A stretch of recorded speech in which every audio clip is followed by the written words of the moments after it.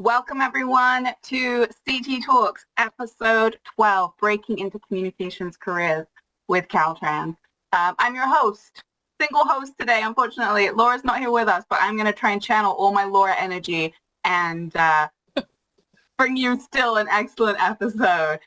We will miss you, Laura, but we will do you proud because this is our 12th episode, which you know what that means? We've been doing this for one whole year. This is so exciting. So those of you that have been with us from the first episode to now, or if this is your first time tuning in, we're so excited. And because we come from a communication space, it's so thrilling to be able to bring you these four amazing panelists today who are going to come from different communications backgrounds and sharing some really wonderful insights with you today. So before we get into that, just have a little bit of housekeeping. So our episode is recorded, so just a reminder, in case you have to jump out, no worries, we have it recorded.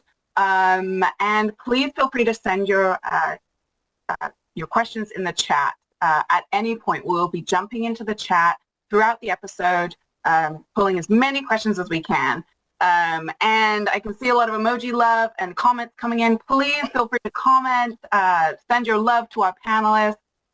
Obviously, they're in the communications field, so they're more comfortable than most in this kind of a space, but it's still a nerve-wracking practice. So we really appreciate the presence here today, and we're really excited to be bringing you this phenomenal content. So please, at any point you want to share some love, we love to see it. So speaking of the emoji love, if this is your first time joining CT Talks, can you show us a little heart? There's little hearts down the bottom. Show us a little love heart and be like, hey, this is my first time. I'm here to show love to all the comms professionals. Love it. There we go. First timers coming in. Welcome, welcome, welcome. This is an exciting episode for you to join us for. Those who've been to a couple of these, can you give me, I don't know, like a smiley face? Let's do a smiley face. Who's a repeat offender for CT Talks? Awesome. Seeing some great smiley faces. So we like to have fun here. We like to bring you some insightful conversations, connect you with the people of Caltrans. So thank you all for being here with us today. Before we get started, what are we going to cover today? As per usual, we're going to hear from our panelists. Today we've got four panelists with us today to share their experience and insight. And as I mentioned, you will have your chance to ask your burning questions about the communications field.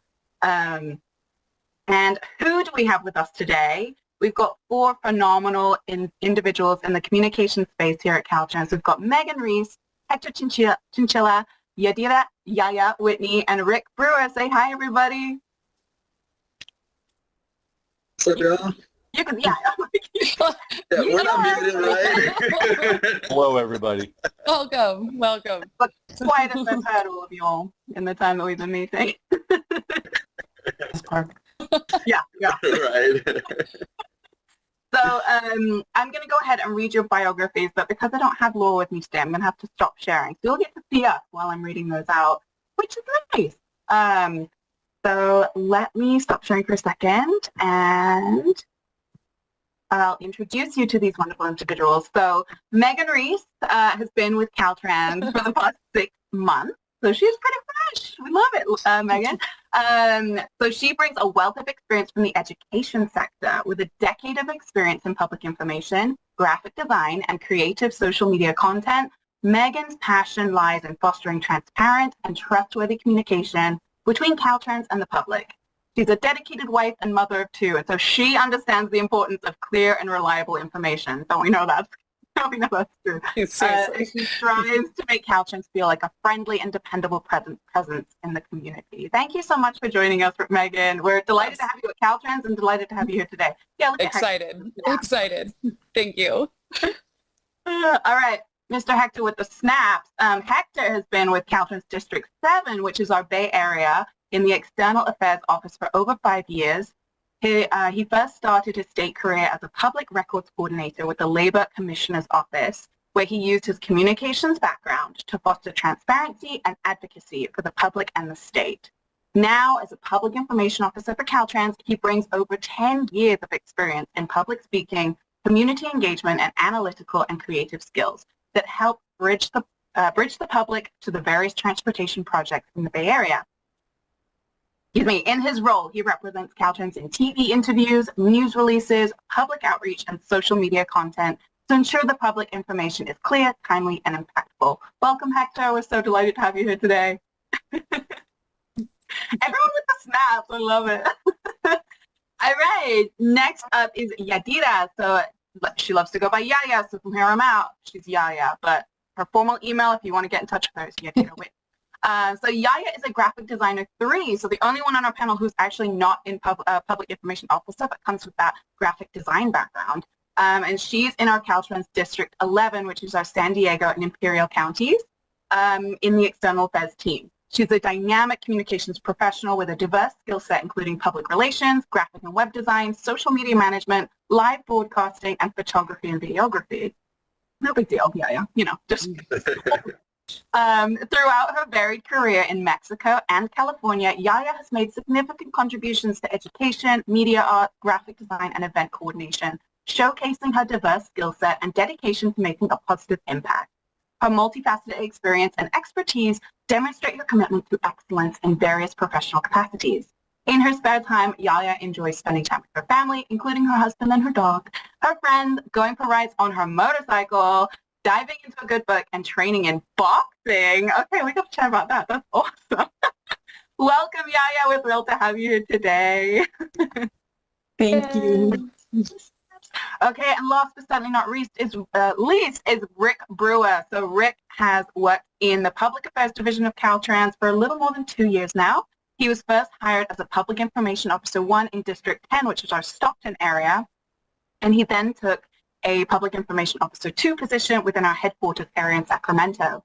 Rick came to Caltrans with almost 35 years of communications experience, beginning as a television and newspaper reporter, and then as an organizational communications professional for a large school district, community college, and the Oregon Secretary of State's office.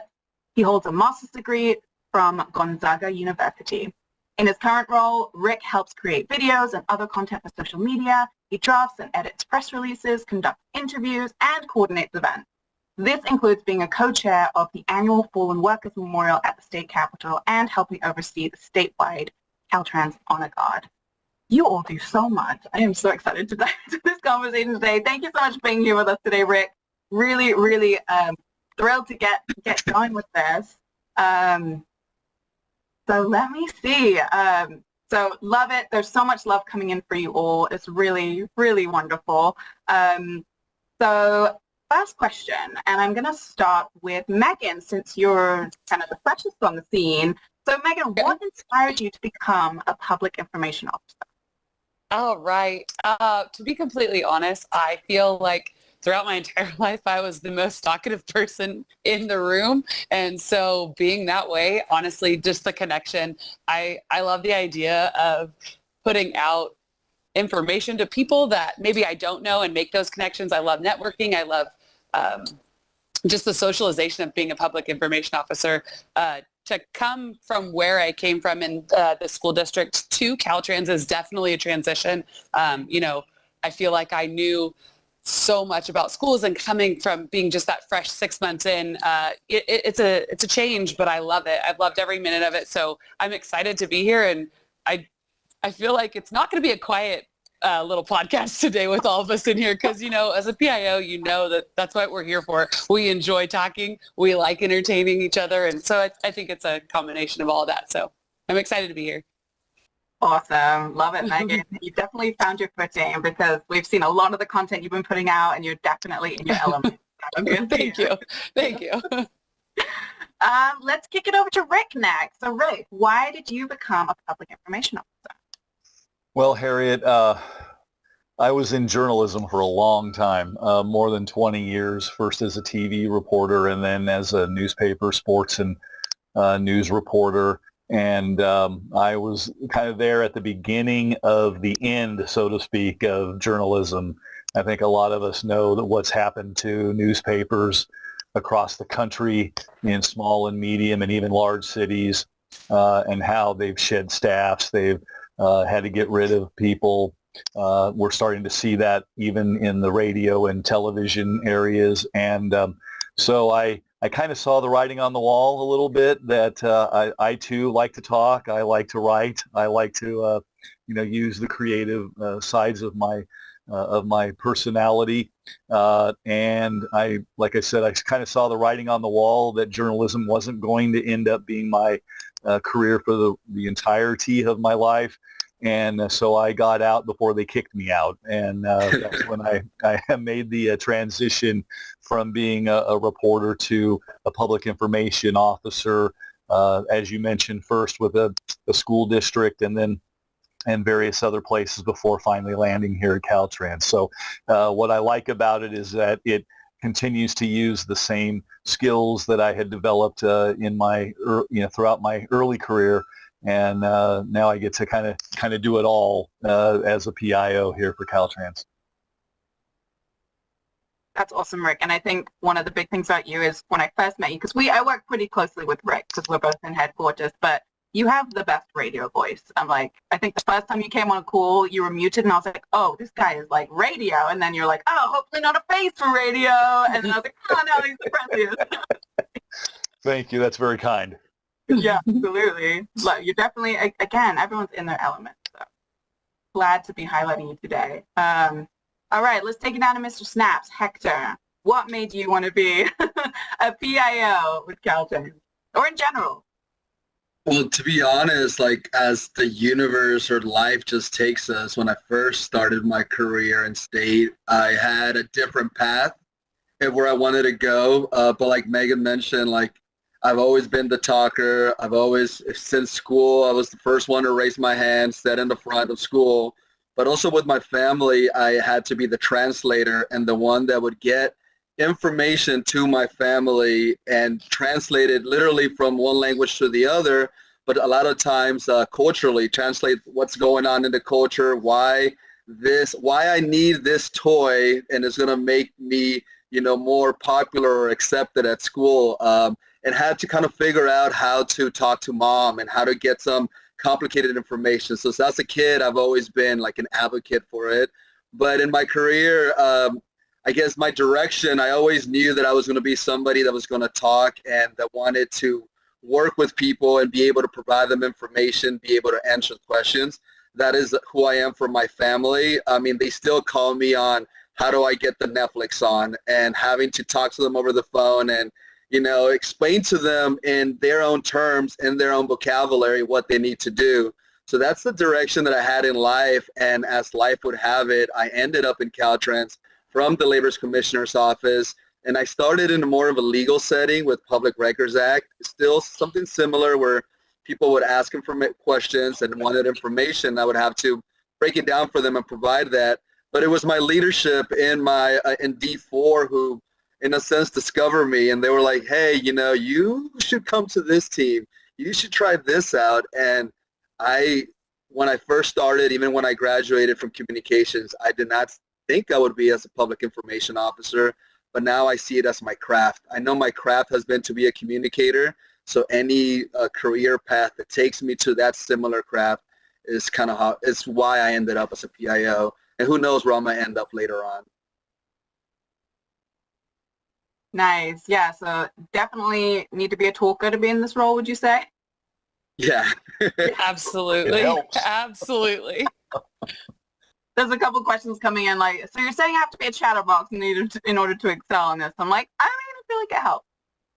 You're like, it's easy to like connect with people or like to take a message and have them understand it. You're comfortable talking, so I feel like that's a big point of it, right? Yeah. Well, Hector, I love how you mentioned about translating depending on like who you're talking to, and I'm sure that's a very big component of the way that you communicate with anything. I mean, in any kind of comms role, right? It's like depending on the individual, the demographic, you're definitely going to be changing up the way that you deliver the messaging. So the fact that you're doing that at home with family, it's like, yeah, natural, I'm sure. It's the code switching, I think is how we call it, having a code switch to different people, cultures, demographics. Yep, there you go, there you go. And someone who I know has had some experience with code switching, Yaya, tell us. So I know you're not a public information officer, but working in the communications field, honing in your graphic design skills? Like, what made you want to get into this field? Since I'm not a PIO and I'm a little bit nervous for this, I have a disclaimer. I don't know if you can see it. Anyway, I've done the public information part of the work. It's been a while, so I haven't talked in front of people in a while. But my expertise is mostly in visual communication. So we're behind the camera when the PIOs are talking. We're the support for the PIOs to do the outreach for the community and the public and all that stuff. And it's like my path has bring me to this, because my first degree is in graphic design.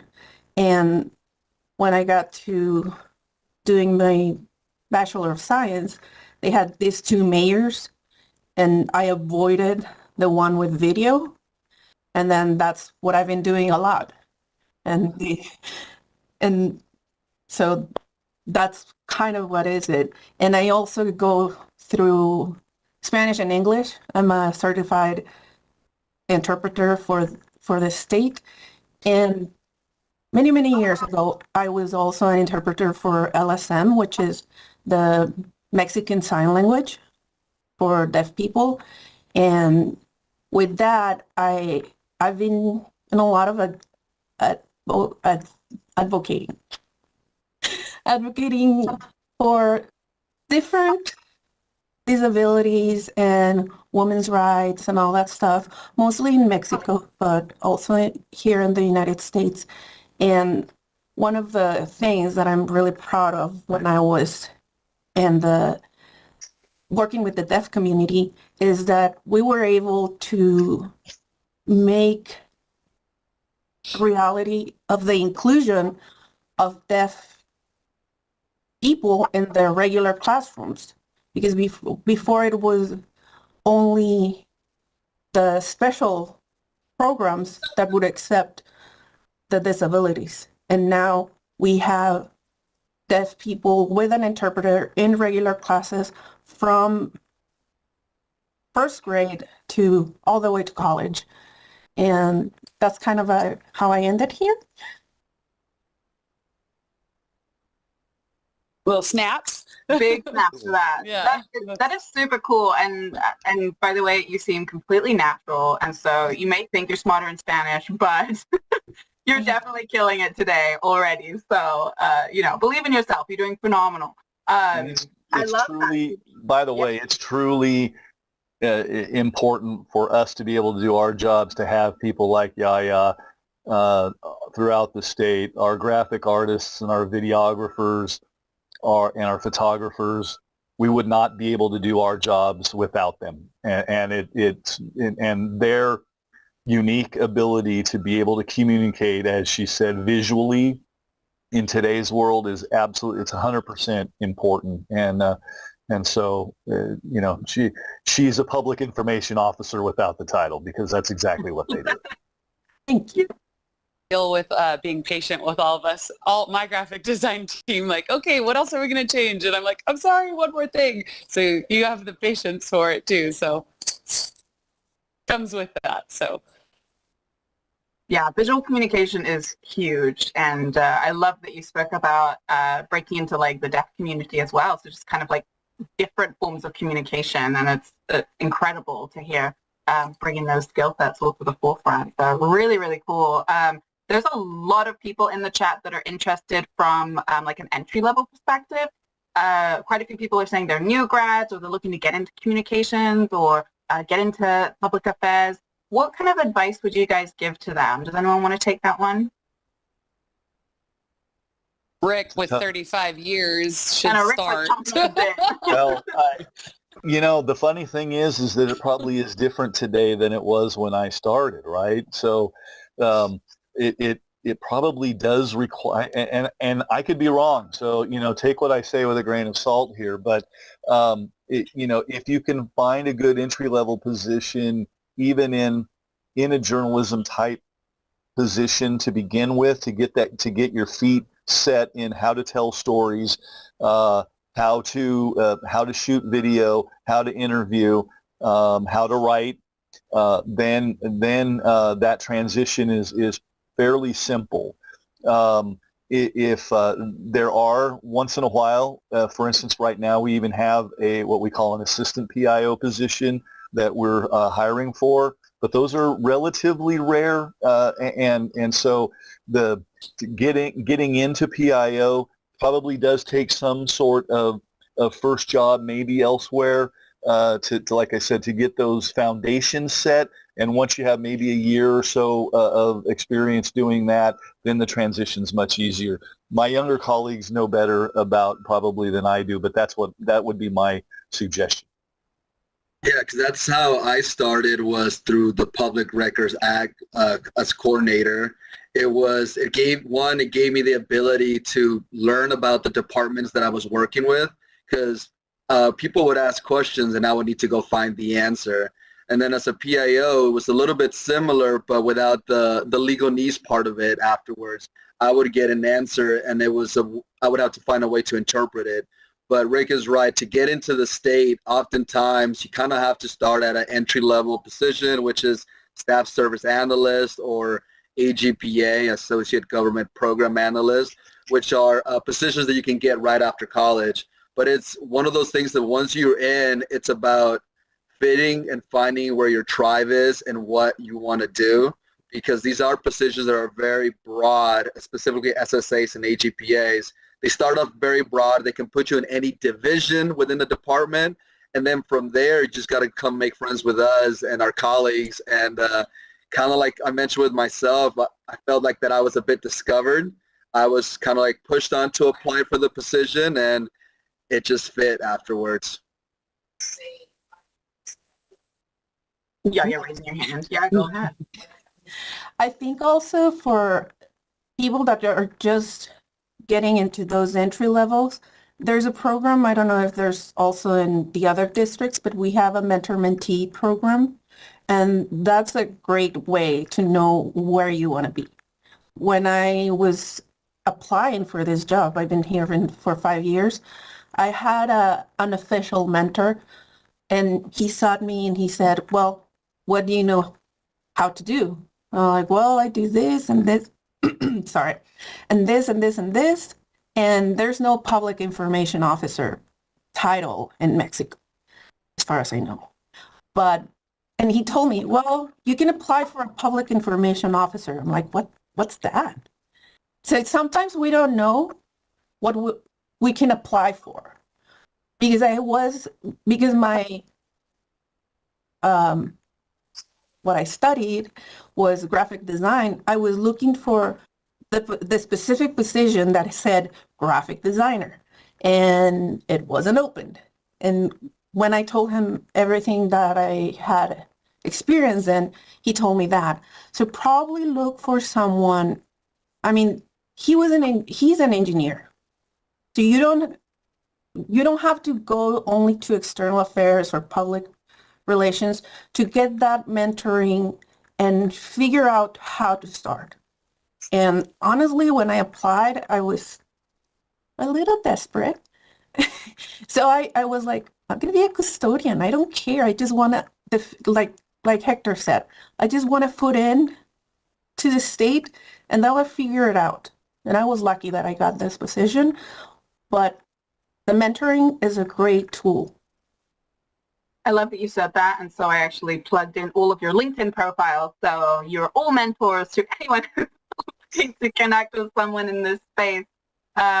So go ahead and connect with Megan, Rick, Yaya, and Hector, because you can definitely chat on LinkedIn and elsewhere just to learn a bit more. And just to speak to your point, Yaya, like, you know, I'm in the Strategic Communications Office. We're Human Resources, so kind of a different type of communications, but we're still in a comm space. And I actually started as an analyst, nothing creative in my role, but my skill sets were able to be kind of discovered from doing, you know, presentations or flyers or email formatting. That, oh, you can do graphic design? I'm like, oh yeah, it's my background. And so from there, I was able to apply for different positions that aligned with my skill set. So to your point, yeah, it's not maybe always in the duty statement or not always in the role, but if you have a skill set and a passion for something, you can, if you're in the right team, those opportunities can come to the forefront for sure. So yeah, there's definitely opportunity all over. But Megan, you like your share your yeah. So my take on it is, so I'm 6 months in, a little bit over 6 months. This is my first state job. So for me, going into school, I thought that I went to Sac State for recreation management and communication. My original plan was to be an event planner or run some type of recreational events or weddings and things like that. And honestly, it wasn't a fit, where then I jumped into the school system. And when I started the schools, I was a secretary. I didn't think that that's what I was going to do. I just needed a job. I wanted to get a job. I didn't know really what I wanted to do after I got my education. So at that position, I just showcased my creativity, the way that I can, take something and make it for the public to know. So it was definitely something that I showcased, not in the position, not a secretary, that's what I started. And then I moved to, the last 9 years before I got here was basically just the creative side, communicating out. And I feel like that background that I had really helps me get this position because I didn't have state background. I didn't start as an OT or an AGPA. So for me, I do feel like if it's someone coming straight out of college, or, you're not really sure what you think your long goal is going to be, public information, start small, wherever your job's going to be, showcase how good you are at it, and they're going to notice it. I feel like a PIO, you project this position. Like, it's easy to spot someone and easy to say, like, oh yeah, you would really be good in that. And I do feel like if you showcase that in any position that you're in, that experience will help you get, let's say if you do want to work at Caltrans or a state position, it does help, because like I said, I didn't have any state, I was never, this is my first state position. So, Caltrans has been great, and the experience definitely helped. So. Yeah, go ahead. Chime in whenever. And that same thing, recommendation is, the state is vast. There's departments for absolutely everything. And finding kind of something that aligns with your passion or your likes definitely helps, because as a communicator, one of the reasons why I enjoy what I do is that I have passion on telling people this information. Caltrans specifically, you'll be surprised how many different divisions that touches almost every major in college. We have environmentalists, construction workers, we have designers, graphic designers, and of course the main thing is that we're a transportation or a people company. But I started off with labor's commissioners. I started with labor laws. My passion was helping my family and peers, and through there I found transportation. But I really like the roads and bridges. Being from the Bay Area, I grew up and saw the Bay Bridge be built. My family and I experienced that traffic. So one of my dreams now is to go up it and take that selfie, which was a big reason why I wanted to come into Caltrans. And then everything else kind of has just fit in. But yeah, finding a niche that you like, because there's so much. So true. So true. Great advice. I put our recruitment email in the chat for anyone that is looking and interested in recruitment questions specifically. We do have a student assistant program and a volunteer program, which we don't have time to get into in too much depth, but please reach out to Ask Recruitment. They are a wonderful resource for you, and that is a great way to get your foot in the door and kind of meet people. And then Yaya, you mentioned informal mentorship, and Caltrans has a really robust mentorship program where you could get matched up with someone that's in the public affairs arena to kind of learn and get some job shadowing. And so we're always looking to promote where you want to be and help you get there for development purposes. So anyway, great advice there, everyone. Thank you for sharing that. I'm going to jump into question 2. So let's talk about what's rewarding about this role. So, it seems there's a keen interest in getting into this type of a role. So let's start with Yaya. Can you share with me what's been the most rewarding part of this position and kind of working with Caltrans? Oh, you might be on mute. Yes, face. Subtitles on the face. The most rewarding part of it is I was raised in the spirit of service, and you don't have that opportunity in a lot of our communications part. If you go to the private sector, it's a lot of selling yourself and selling the business that you're representing.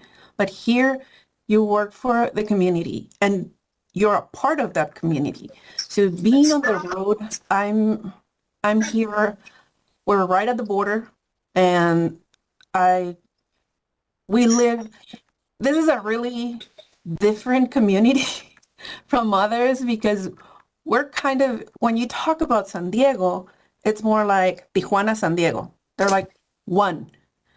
So for me, it's nice and it's good, and I'm proud of representing that part of the community within our same PIO team. So sometimes it's really important that you get a voice, and that's one of the most rewarding things, that I can do what I love, what I'm passionate, and I can also advocate, and my voice is heard. Like if I tell within, I don't know, the news releases or any outreach that we do, it's part of letting them know, because not everyone has the same experience in life. So letting them know, hey, don't forget that there's people that cross the border every day. I mean, you don't do it because you live in San Diego, but there's people that cross the border every day. And that's a reality of this region. So that's one of the most important things to me. And also when I'm translating all that stuff, sometimes when I get the ask for a translation, they tell me, well, if you have time, and it's okay, if not, we'll let the partners do it. And when I read it, I'm like, this is Google Translate. This is not good translation. And I keep telling them, I don't mind having that much work, because I think it's disrespectful to not really do it for the public. Like if you say something that is not right in the other language, it's disrespectful to that community. And we are respectful, we are serving the people, and we're serving the community. And I think that's my most rewarding part, that I get to be me, do what I'm passionate about while serving my community. That's fantastic. I mean, talk about, serious snaps for that. Being the voice for the people and serving the people. I mean, you couldn't have said it better. Does anyone else want to take that question? What's been the most rewarding of this role? Well, it's hard to follow that, because that's, I know, right? I'm like, really good. Yeah. We can't say ditto, right? Yeah, ditto, definitely. There's two things that jump up in addition to Yaya's exemplary mentioning of serving the public and serving the people. One is, for me, I get to learn a lot. And what you'll see, I think, in and amongst public information officers and communicators is kind of this desire to learn things, and with the ability then to communicate that to other people and hopefully help them learn about it as well. We're working on a few things, even this week, that I did not know Caltrans did, or didn't even know there were issues, and so there's a constant you're just constantly learning something. So that's very rewarding. But I think even number one for me, the most rewarding thing is that I get to work with an awful lot of really good people. And that's, everybody in our office, the people I've met on the street, on the roads, when I had to go out and take photos, the crews out on the street, the people involved with the Fallen Workers Memorial, just the constant amount of really, really good people that Caltrans has hired. And I get to work with them on a daily basis, and that makes my job a lot more fun. And so that is the most rewarding thing to me. Love it. Love it. Anyone else want to share in this roundtable of love for our role? I mean, I'll ditto both Yaya and Rick, public service and working with amazing people. But my favorite part is how much fun I have. It's never a dull moment, specifically here in Caltrans. You never know when there might be something happening in a roadway, a groundbreaking, an agency or a city that needs some type of assistance. And Caltrans, we work, it's like Rick said, I keep learning on so many things that we're involved with, from airspaces to railroads to right-of-way to all the different. My favorite people to talk to is an environmentalist, because I think what they get to do, they just get to go hiking, in a matter of speaking, throughout different sides of the roads. And I'm almost like a firefighter at times. You know, there's always a fire, there's always somebody that needs help. But the fact, I mean, I've worked for nonprofits and state for a long time, and my drive has been being a public servant, which is different from working in private. I'm not selling myself, I am helping others. And that's definitely the rewarding part, but I just have so much fun. We get to, especially as PIOs or communicators, we get to use our skills and creativity. Like, it feels like I'm in college at times. I get to do videos, I get to do essays and speeches, go on TV, do designs, go do research. It's like I said, I have fun almost every day. Yes, there's some hard times. It is a dangerous job, and safety, of course, is our priority. And we have a lot of our colleagues throughout Caltrans that work dangerous parts of the jobs. And my hats off goes to them, because, you know, the roads wouldn't be clean or built without them. So there are parts that, you know, touch the heart a little bit harder. But other than that, everything is so much fun. I would have to agree with all three of you. Man, I don't know much more else to say besides that. You guys have hit all the points. You know, it is about giving back and being able to help our community.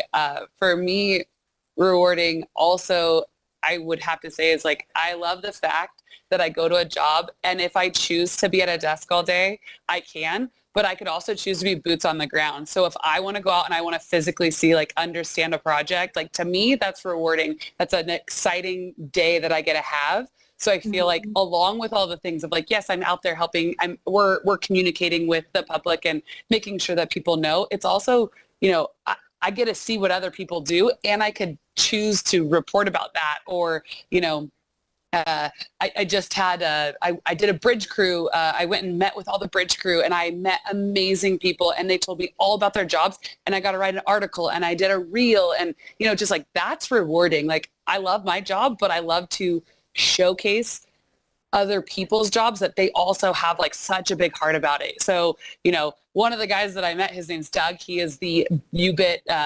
He controls the U-Bit, and you could see, like, how much he loves it. So just that, like, I met him in a hallway at our district office. Like, hey, what do you do? Like, who are you? And, you know, just my personality reaching out to him got me to go and see something. So that, to me, is rewarding, you know, along with doing it for the public, but also just to see what other people's jobs are, and, you know, seeing how much they love it just as much as we do. So. Absolutely.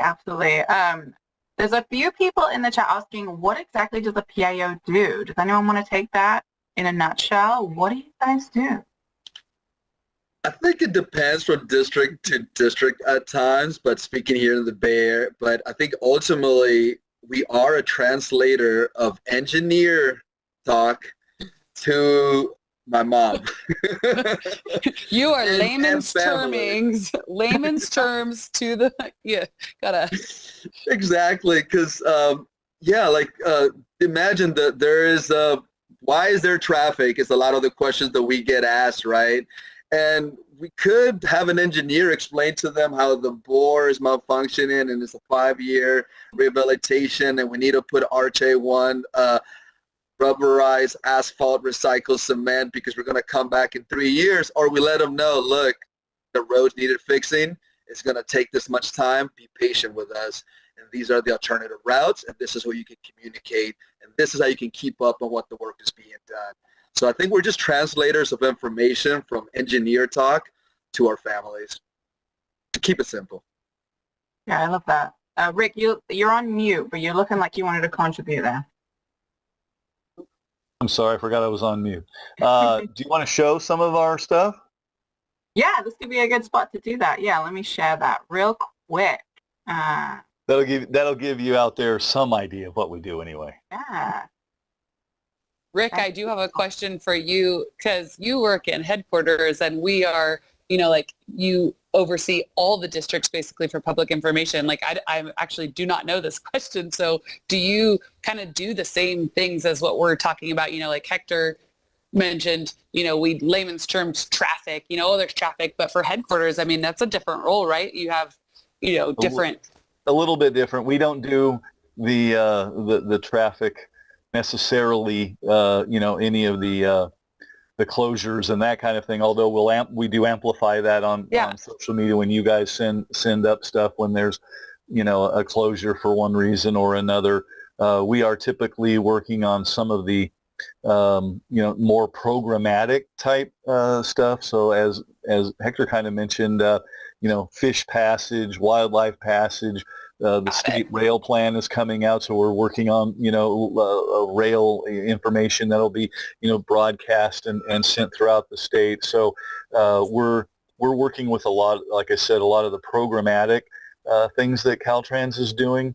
The umbrella. Well. The umbrella of everything. Okay. Kind of. Yeah, that's the best way of looking at it. Also, I don't know if this is different, but external affairs it has like two branches, well, two teams. And one is the PIO part of it, where they deal with a lot of media, mostly with the news releases and the traffic stuff and the social media and all that stuff, outreach to the communities. But there's also these other part, whereas governmental affairs, and they do a lot of communications with elected officials and also community outreach, and it's like a total different thing. Like, honestly, when I get to a truck with PIOs they're not PIOs, I don't know how they're called, but the ones that are for governmental affairs, they always have an AM radio station on the car. That's like, what's that? That's something that my grandpa used to listen, but they're listening. I'm like, okay, I'll get my phone out. So yeah, for us, that's another part of the external affairs outreach. And they do also a lot of communication with Mexico. So it's governmental affairs in Imperial Valley, in San Diego, and in Mexico, both federal and state and local. Yeah, big shout out to the legislative affairs liaisons. They do definitely work close with us, and a lot of times because the public is represented by elected officials, but the way that they translate that information is a little bit different than we would, right? But yeah, they are part of external affairs, and they do a lot of communications. We call our legislative affairs liaisons PIOs, you know, like honorary PIOs, because they're right there with us. So yeah, can't forget about them. Love the shout out. Love it. All right, let me share this real quick, and then I'm going to dive into our next question. But I think this will give everyone a little bit of insight into what you all do.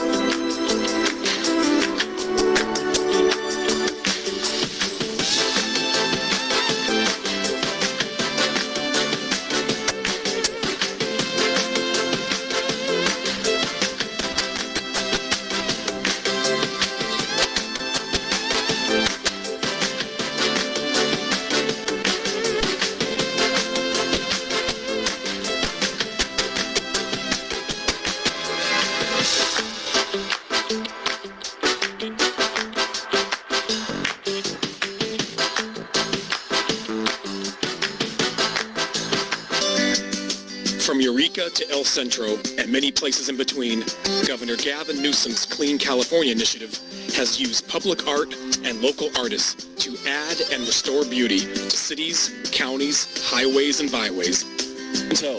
As you can see, the rotunda is lit up orange, and the flags are at half-staff. This is to commemorate the 193 Caltrans workers who have died serving the state of California and Caltrans since 1921. Patient update.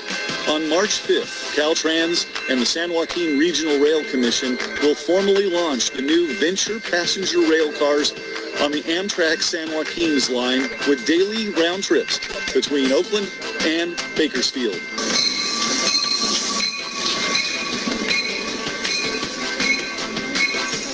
Caltrans District 3 Public Information Officer. Megan Reese here with Caltrans District 3 Public Information Officer. Megan Reese here with Caltrans District 3 Public Information Officer. This is Megan Reese with Caltrans District 3 Public Information Officer.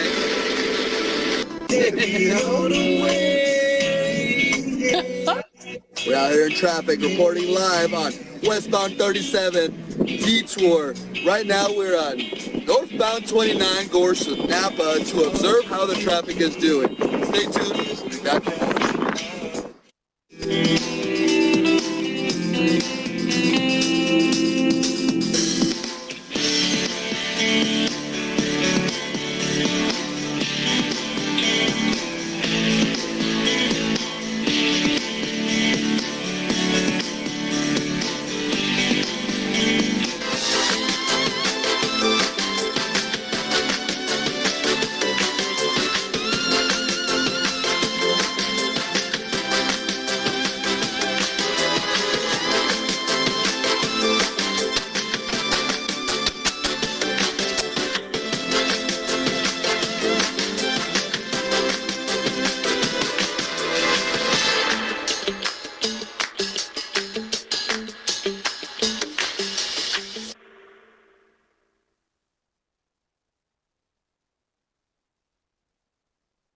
All right, so just a quick little glimpse into some of the things that you will do. But like, I mean, I don't know about you, but people in the audience, like, give them a huge hand. Like, they do so much. They're little celebrities in their own right. It's really incredible, really incredible to see all the work that you do. So we've made it sound really fun and inspiring and amazing, but it's got to come with its fair share of challenges, right? This kind of a role. So Hector, can you tell me a little bit about some of the challenges you experienced? Well, many of us that are interested in the position probably have a background in communications, which we probably learn a little bit about marketing and how to talk to specific demographics. But one of the big challenges that I think we have is there is no singular demographic. At least in my district, I do have a county specific, but even within my county, there's millions or thousands and hundreds of thousands of people from all ages, all backgrounds. So having to find one universal voice, one universal message, oftentimes is a challenge because sometimes it feels like you don't get to everybody. Now in the modern age of communications, we have different outlets on how different people, different age groups communicate, being it from Instagram to Facebook. There's a vast difference in who uses and accesses that information. Like Yaya mentioned, AM radio. There's still people that listen to AM radio out there. So one of the challenges that I have as a communicator is wanting to touch everybody and being able to have everybody get the message. And because a lot of the things that we do are saving lives, I do honestly believe that by allowing people to know our detours, the construction work, not only keeps our workers safe from taking less traffic down from these routes and construction zones, but also the motorist can plan ahead and make sure that they're not going to take these routes. They're not going to be late to what they need to go to, or again, go do unnecessary travel that they might not need to. So again, for me, one of the challenges is just wanting to have everybody get the message and kind of trying to find that universal outlet, universal voice, so everybody can hear it and understand it. Yeah, absolutely. Yeah, huge challenge in any kind of communication, but especially the type of stuff you guys are putting out there where it can be a life and death situation, right? Like you want to make sure people get that. Megan, how about you? Any challenges you'd like to share about? Yeah, pulling off of what Hector said, your biggest question is, how do I get the word out? Like, that is the challenge, because what you're going to get back is, I didn't hear about that. I didn't know about that. You didn't promote it well enough. Like, that is some of the things that we get back. Like, how come I didn't know about this? And that's a huge challenge, is trying to figure out what avenue of communication you're going to put out. So that's, one of the top concerns, not concerns, just, the hardship of it.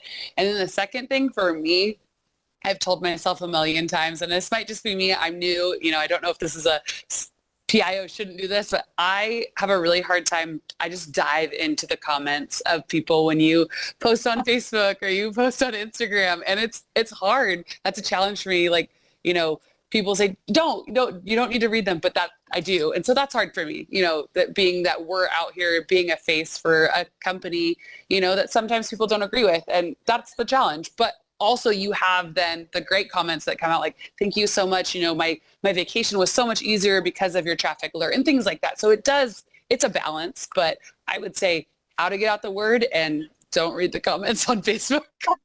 And Megan, I know I remember one of your videos you submitted to us, which, sorry we didn't include it but you made it simple as a fun, creative way to talk about quick maps. And you were like, it's as easy as 1, 2, 3, and it was your hand. Exactly. 1, 2, yeah. And then bam, here's your phone. Quick maps is the way to go. So finding that creative way to get that information across that's memorable. I feel like I hope that that's what I'm bringing to the table, of trying to find, like, maybe I'm not saying like I'm a young generation, but everyone coming up, like the teens that are driving, or like, the younger crowd, how are you they're not gonna look. So we want to get like the trendiness in. So that's, like you said, that little 1, 2, 3 at your fingers, trying to be trendy. Absolutely. Is, my attempt at making roadways excited for maybe a generation that's not excited about them. So yeah, so that was you both a great video. Thank you. Really good, really good. And there's a lot of comments about like, how is social media impacting? So Rick, do you find social media poses obviously it's an additional challenge, but it's also an advantage, right? But given you've been in the field for quite some time, like what are your thoughts on the social media platform and how it hinders or amplifies?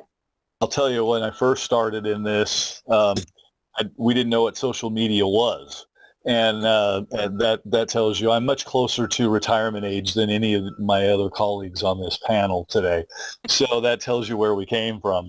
But social media, it's the driver now. It's not, maybe 10 years ago, it was, you had to have a great website, and you wanted to, maybe you did some email, you tried to get an email list, and and we still do constant contact as well. But, and that was from like 10, 12 years ago, we started that kind of thing. And then social media started, and it was like, oh, you got to do Facebook, and then you got to, now you got to add Twitter, and then you've got to add, and then it was Instagram, and then it was, and YouTube. So Threads. Yeah, right. There's always these new channels, new opportunities, and I think, the social media is one of those things that it's constantly changing, and at just about the time you think you figured it out, the audience takes a detour. Yeah. And so, you're sadly, we're never really on top of the trend. We're probably a little bit behind, being a large organization. But what we've learned, I think, with social media is that the things that work, if you can tap into them on a regular basis, then it does really do well for you. And so, for instance, this is a great example. I just had we're not allowed to use ChatGPT, right, on our state computers. So I asked my son to type in a question to ChatGPT just a few days ago on, what are the current trends in social media if we really want to make a difference. And the truth is, video is still number one. And then what I thought was awesome, number 2, is authenticity. All right. Yeah. And so whatever we're doing, if we are authentic about it, we are honest about it, we're truthful about it, and our audience can see that that's what we are. You know, we're not trying to pull the wool over your eyes. We're not trying to lie to you. We're not trying to just to make, a bad situation look good.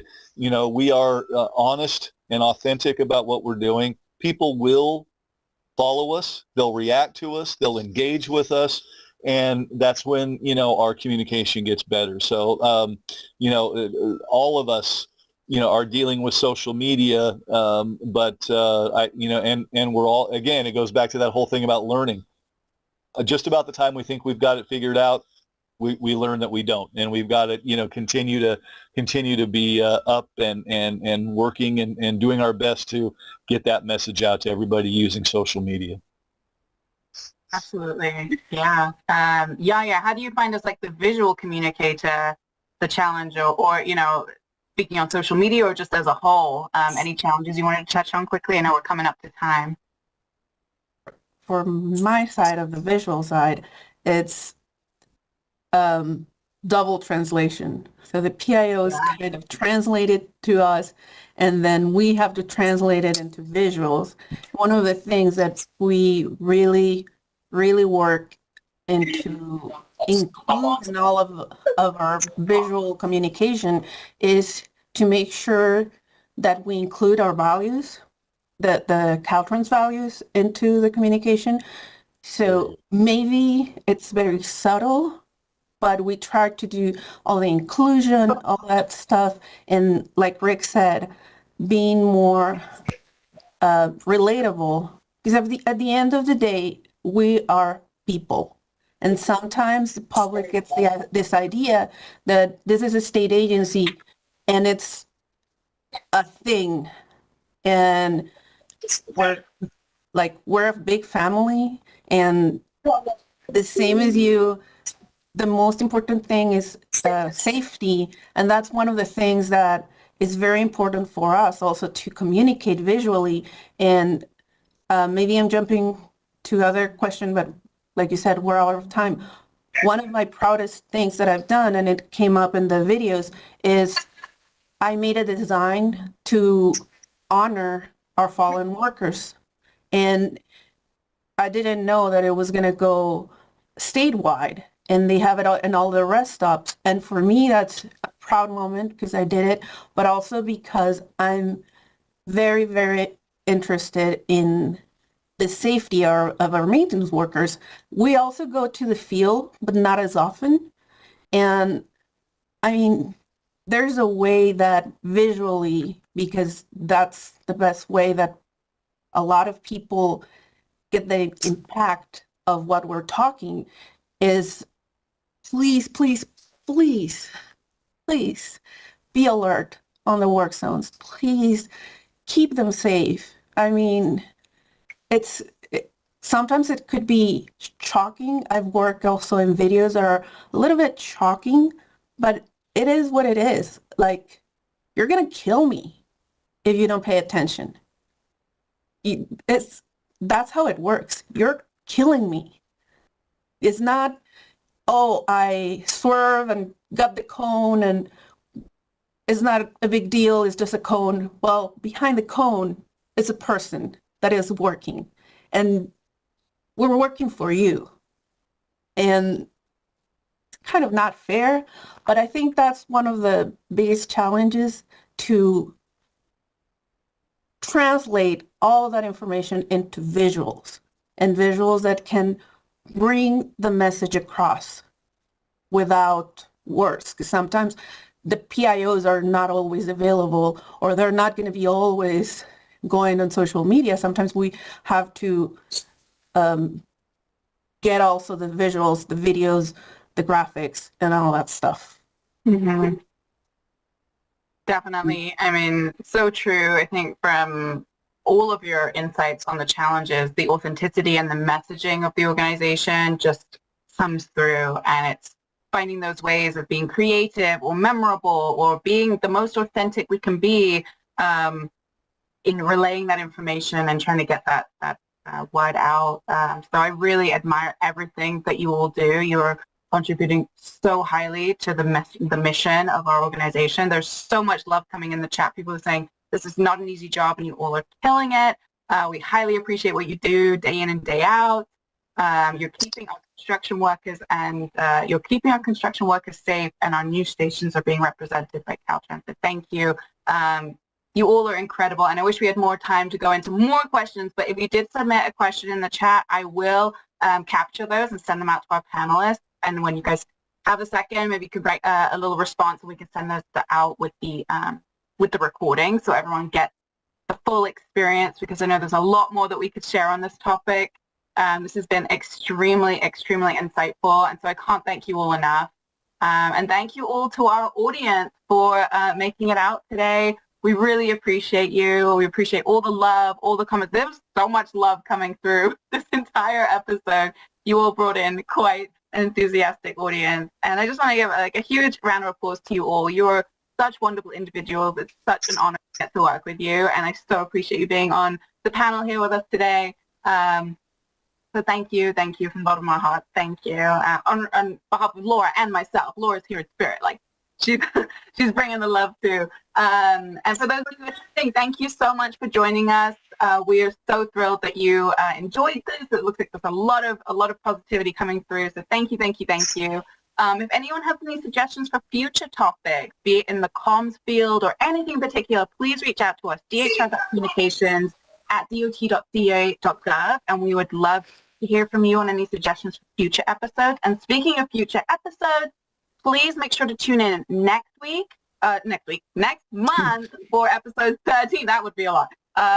For episode 13, which is Digging the Scene, Big Dreams, Bigger Machines. This is with Marjani Rowlands, who is over our Heavy Equipment Mechanic Academy, which is just the most inspiring. Talk about like putting messaging out. I know she was featured on Good Day Sacramento pretty recently, highlighting this program. It's changing lives, and really such an impactful program. So really excited to chat with Marjani and some of the graduates from that program next month. But thank you again to our amazing panelists. I know everyone's sending you love, but give them a huge virtual round of applause. You all are incredible, and snaps. Yeah, everyone's doing the snaps. Love it. And then when this concludes, when you exit out of the webinar, please take a second to give us your feedback. It's a very short, like 4 questions. The survey is so vital for us to carry on improving and bringing you bigger and better things. So yeah, I just want to see you guys' faces one more time. This has been so much fun. Thank you so much.